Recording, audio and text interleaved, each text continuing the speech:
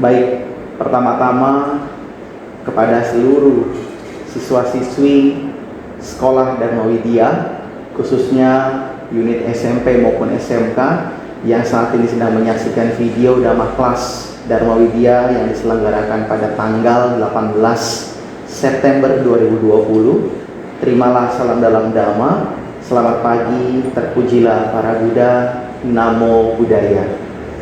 Salam sejahtera untuk kita semua. Rekan-rekan, sahabat-sahabat yang berbahagia, seluruh siswa-siswi Sekolah Dharma Widya yang luar biasa. Bagaimana kabar hari ini? Yang saya harapkan tentu mudah-mudahan Anda semua berbahagia, Anda semua sehat, damai, serta tentunya selalu dipenuhi dengan kesukacitaan. Di tengah situasi yang masih menghalangi kita, ya, yang masih tidak memungkinkan bagi kita untuk melakukan tatap muka secara langsung, namun begitu bahagianya kita dapat tetap berjumpa meskipun melalui gadget kita masing-masing, yaitu sekarang tentunya di dalam video YouTube yang selalu dikemas dalam program Dhamma Kelas Dharma Widya pada setiap hari Sabtu di hari yang sama dan juga tentunya di jam yang sama. Nah, mudah-mudahan perbincangan kita nanti selama beberapa menit ke depan dapat memberikan manfaat dan pengetahuan tambahan bagi kita, khususnya menambah kebijaksanaan, pengertian akan Dhamma dari ajaran Guru Agung Sang Buddha Gautama, serta tentunya hasil yang sudah kita pelajari dapat kita praktekkan dalam kehidupan kita sehari-hari. Nah, sebelum kita mulai diskusi ini, marilah sahabat-sahabatku sekalian, kita bersama-sama bersikap anjali. Sejenak kita merangkapkan kedua tangan kita di depan dada untuk mengagungkan guru junjungan kita, yakni Sang Bhagawa Sang Buddha Gautama. Namo tassa bhagavato arahato samma sambuddhassa. Namo tassa bhagavato arahato samma sambuddhassa. Namo tassa bhagavato arahato samma sambuddhassa. Terpujilah Sang Bhagawa yang Maha Suci, yang telah mencapai penerangan sempurna. Terpujilah Sang Bhagawa yang Maha Suci, yang telah mencapai penerangan sempurna. Terpujilah Sang Bhagawa yang Maha Suci, yang telah mencapai penerangan sempurna. Berdiskusi dan mendengarkan Dhamma pada saat yang sesuai, itulah berkah utama. Baik, berjumpa kembali dengan saya, Romo Piyawadi, yang mungkin selalu setia hadir di hadapan Anda sekalian, baik kita berjumpa secara tatap muka langsung pada saat itu sebelum pandemi di sekolah, meskipun yang mungkin beberapa kali menghiasi juga video Dhamma Kelas yang teman-teman saksikan dalam video YouTube Dhamma Kelas Dharma Widya, yang selalu memiliki jargon yang sama, yaitu kita tekun, kita semangat dalam mempelajari atau menambah wawasan, dan kita maju di dalam Dhamma, begitu ya.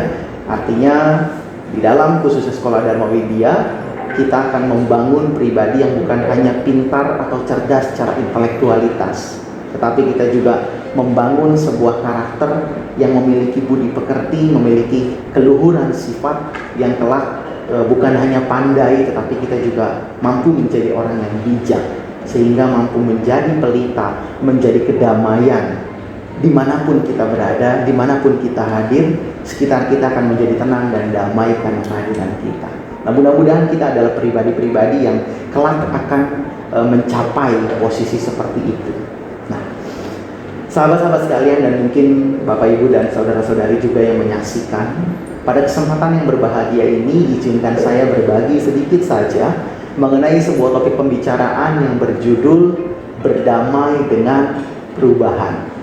Ya, apa itu berdamai dengan perubahan kira-kira? Kenapa kita mesti berdamai? Kenapa kita nggak menolak saja gitu ya?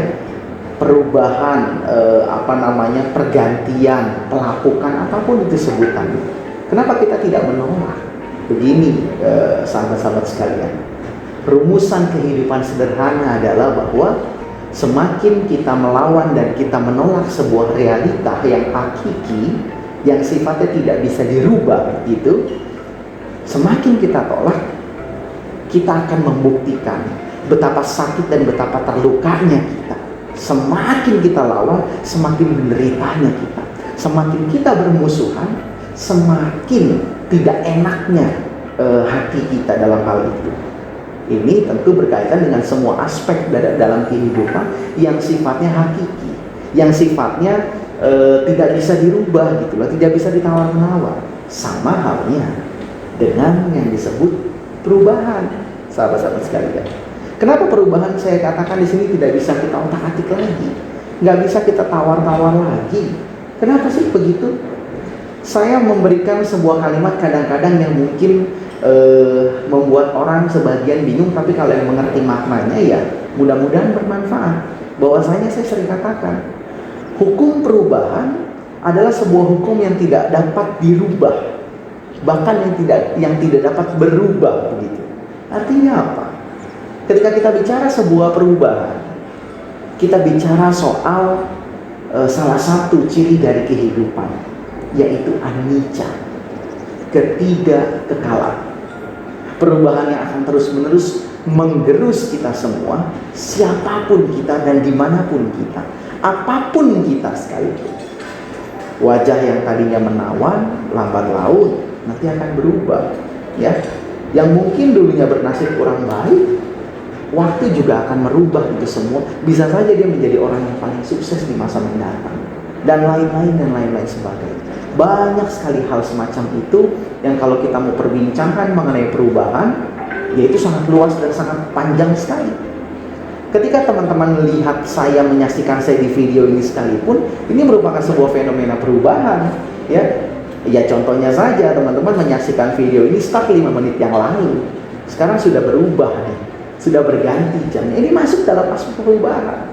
Maka sebagai kenyataan yang memang sudah tidak akan bisa dielakkan oleh siapapun, perubahan di sini harus disikapi dengan rasa penerimaan, rasa damai, rasa bersahabat dengan perubahan. Meskipun seringkali perubahan yang kita tidak kehendaki tentu adalah perubahan hal-hal yang tidak kita inginkan. Yang awalnya kita sehat, kita pasti akan mengalami sakit. Yang kita awalnya masih muda, masih fit, masih powerful, suatu saat kita pasti mengalami usia tua. Ya, yang mungkin awalnya kita fisiknya bagus, ya sehat dan sebagainya, suatu saat itu juga akan berubah. Rambut kita yang awalnya hitam, lambat laun nanti akan memutih. Kulit yang awalnya kencang begitu, pasti lambat laun juga akan memiliki kerutan-kerutan penuaan dan lain-lain sebagainya. Itulah yang mungkin bisa kita pahami dalam konsep sederhana bahwa perubahan itu tidak akan terpisah dari kehidupan. Itu adalah salah satu corak dari landasan 3 kalau kita belajar dalam istilah Buddhism. Anicca, dukkha, anatta. Nah, yang kita fokuskan di sini anicca. Proses perubahan, pelapukan begitu loh, akan terus berputar dan silih berganti. Jadi begini, saya akan mengumpamakan begini sahabat-sahabat sekalian, dengan sebuah kisah.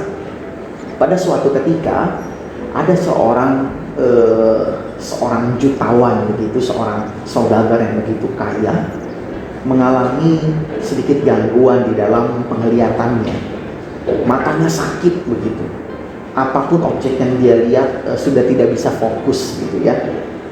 Akhirnya karena dia jutawan, ya tentu dong dia konsultasi dengan dokter pribadinya.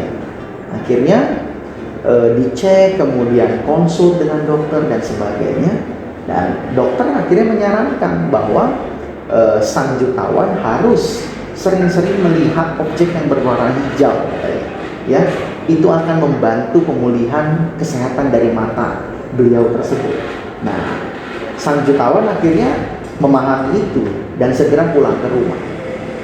Dan setelah pulang ke rumah, beberapa hari menjelang, kemudian dokternya bertanya kepada sang jutawan begitu, bagaimana progres dari kesembuhan mata yang sempat dikonsultasikan tidak nyaman, kemudian objeknya tidak jelas begitu. Bagaimana? Akhirnya si jutawan ini mengatakan kepada sang dokter, "Dok, saya tidak ada perkembangan begitu. Yang dokter sarankan sudah saya lakukan semua, tapi nggak ada perkembangan sama sekali. Mata saya masih tetap tidak nyaman," katanya. Nah, akhirnya sang dokter penasaran. Sang dokter berkunjung ke rumah sang jutawan untuk memastikan terapi apa sih yang digunakan, ya. Padahal kan sederhana. Usahakan yang dilihat itu objeknya warna-warna hijau katanya gitu ya. Artinya cahaya yang masuk itu terlihatnya hijau gitu. Jadi tidak terlalu banyak cahaya yang sangat terang seperti lampu yang warna kuning, lampu putih yang terlalu mengganggu mata, itu tidak disarankan. Nah, sang dokter ke rumah sang jutawan ini melihat, ternyata betapa kagetnya sang dokter melihat bahwa semua barang-barang yang ada di rumah sang jutawan dirubah warnanya menjadi warna hijau. Mulai dari gerbang rumah, tembok rumah, ya, pot tanaman, pintu, jendela, gorden dan sebagainya, semua warnanya hijau. Semua warnanya hijau. Sampai akhirnya sang dokter ini bingung, si dokter ini bingung. Kenapa sampai seperti ini gitu loh. Akhirnya dipertanyakanlah, akhirnya diajak komunikasi. Nah, sang jutawan ternyata memaksakan bahwa semua kondisi yang ada di sekitarnya harus mengikuti kebutuhan dia. Padahal dokter itu bilang, padahal katanya, kalau saja Anda tidak perlu mengecat semua, tidak perlu mewarnai semua objek benda ini dengan warna hijau, namun paling tidak Anda gunakan kacamata yang memang lensanya itu cenderung akan memancarkan atau memperlihatkan cahaya yang agak hijauan katanya. Itu pun sudah sangat membantu, meskipun itu tidak perlu setiap hari Anda gunakan, kata si dokter. Tidak perlu Anda memaksakan pintu yang harusnya putih menjadi hijau, tembok yang harusnya biru menjadi hijau, dan semua benda yang di rumah itu menjadi hijau. Nah, akhirnya sang jutawan di situ memahami bahwasanya dalam proses penyembuhan mata yang dimaksud sang dokter bukan artinya dia harus memaksakan semuanya menjadi objek yang berwarna hijau, tapi bagaimana dia mampu menyesuaikan diri, salah satunya dengan menggunakan kacamata hijau. Sesimpel itu gitu loh perumpamaannya. Nah, apa yang bisa kita ambil, sahabat-sahabat sekalian? Sang jutawan di sini cenderung memiliki sifat yang mungkin masih sama yang kita miliki saat ini. Kita menginginkan semuanya itu sesuai dengan apa yang kita kehendaki. Kita tidak mau menerima sebuah perubahan. Kita maunya lingkungan yang mengikuti kita, bukan kita yang mengikuti lingkungan. Inilah sebuah hal yang keliru. Kalau kita melawan kenyataan, melawan hakikat dari tembok itu tidak harus hijau, pintu itu tidak harus hijau, ya. Kalau kita melawan itu semua, yang akan menjadi sulit itu kita sendiri. Karena nggak akan kita selalu mampu mengendalikan segala sesuatu yang ada di luar diri kita untuk menyesuaikan kita. Tetapi kita mampu sekali, bahkan jauh dari kata mampu, menyesuaikan diri kita dengan kondisi dan kenyataan yang ada dalam kehidupan nyata. Begitu loh maksudnya, ya.